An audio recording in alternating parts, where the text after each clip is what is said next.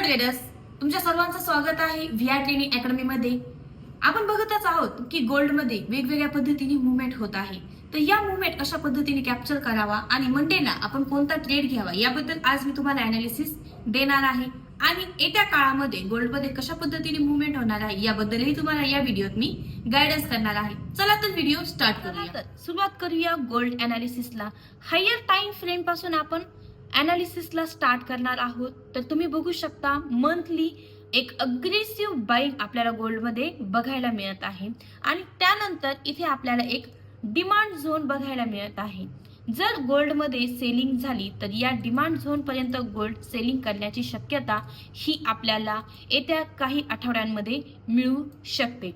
तर जी प्राइस आहे ती तुम्ही इथे बघू शकता 2737 पासून ते 2529 पर्यंत गोल्ड हे सेलिंग करू शकतं आणि त्यानंतर आपल्याला इथे बाइंगची संधी एकदा वीकली टाइम फ्रेम मध्ये जर आपण बघितलं तर वीकली टाइम फ्रेम मध्ये आपल्याला एक डिमांड झोन आपल्याला इथे बघायला मिळत आहे।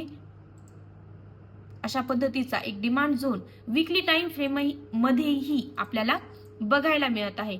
तर जर गोल्डने एक सेलिंगची मुवमेंट दिली आणि वीकली टाइम फ्रेमचा डिमांड झोनला रिस्पेक्ट केला, एखादी कॅन्डलस्टिक तयार केली किंवा चार्ट पॅटर्न इथे तयार केला तर आपल्याला पुन्हा एकदा अग्रेसिव्ह बाइंग इथूनही पाहायला मिळणार आहे। याचे जे पॉइंट्स आहे ते नोट डाऊन करून घ्या फ्रेंड्स। 2955 पासून ते 284 पर्यंत आपल्याला सेलिंग गोल्ड मध्ये येत्या काळामध्ये पाहायला मिळू शकते। ओके फ्रेंड्स, तर डेली चार्ट वर जाऊया आपण। आता डेली चार्ट मधील जो आपला डिमांड झोन आहे त्या डिमांड झोनला सध्या गोल्ड हे आहे, तुम्ही बघू शकता इथे जो डिमांड झोन आहे अशा पद्धतीने मार्केटमध्ये तयार झालेला आहे आणि डेली चार्ट मध्ये गोल्ड हे डिमांड झोनला आलेलं आहे।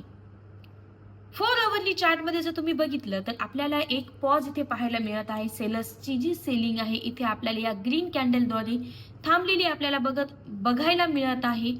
म्हणूनच आपण शॉर्ट टाइम फ्रेम मध्ये आपण इथे एक बाय साठी ट्रेड नक्कीच मंडे साठी घेऊ शकतो आणि त्यासाठीचे टार्गेट्स आहेत ते मी तुम्हाला इथे सप्लाय झोनच्या माध्यमातून ड्रॉ करून देत आहेत। अशा पद्धतीने आपल्याला इथे सप्लाय झोन्स जे आहे 4 आवर मध्ये पाहायला मिळत आहे। 1 आवर मध्ये तुम्हाला अनालिसिस जे करायचं आहे सेलिंग साठी किंवा बाइंग साठी आपण ट्रेड कुठून घेणार आहोत याबद्दल सर्व अनालिसिस हे आपण हायर टाइम फ्रेमला करणार आहोत आणि लोअर टाइम फ्रेमला जे पण पॅटर्न्स तयार होणार आहेत त्या पॅटर्न्सला आपण काय करणार आहोत, आपली पोझिशन घेणार आहोत। ठीक आहे फ्रेंड्स, तर आता तुम्ही बघू शकता 1 आवर मध्ये कॅन्डलने एक डब्ल्यू पॅटर्न इथे आपल्याला पाहायला मिळत आहे आणि क्लोजिंगही वरती दिलेली आहे।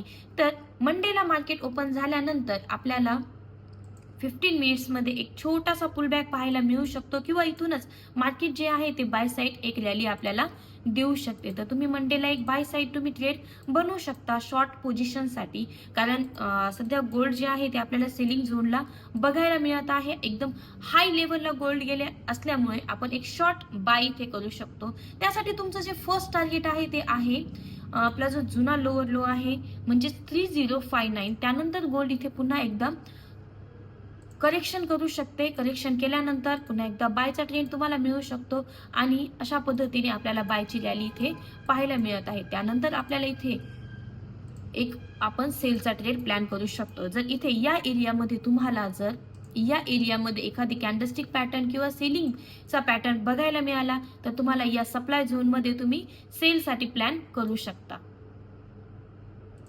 ओके, तर नेक्स्ट उद्या मंडेला कुठलीही न्यूज नसल्यामुळे गोल्ड हे फ्लुएंटली बाइंग करू शकण्याची अंदाज हा मी तुम्हाला सांगू शकते। आणि कुठपर्यंत बाइंग होऊ शकतं तर हा जो आपला झोन आहे या झोन पर्यंत बाइंग पुन्हा आपल्याला गोल्ड आल्याचं आपल्याला पाहायला मिळू शकतं, कारण इथे आपल्याला एक फेअर व्हॅल्यू गॅपही आपण इथे बघू शकता जो की गोल्ड मध्ये 15 मिनिट्सच्या टाइम फ्रेम मध्ये आपल्याला बघायला मिळत आहे। तर अशा पद्धतीने जर तुम्ही ट्रेडिंग करत असाल तर प्लॅनिंग तुम्ही नक्कीच करू शकता। जर ही इन्फॉर्मेशन तुम्हाला महत्त्वाची वाटत असेल तर हा जो व्हिडिओ आहे तो तुम्ही तुमच्या फ्रेंड्सला नक्कीच शेअर करा आणि आपल्या चॅनलला सबस्क्राईब आणि लाईक नक्कीच करा।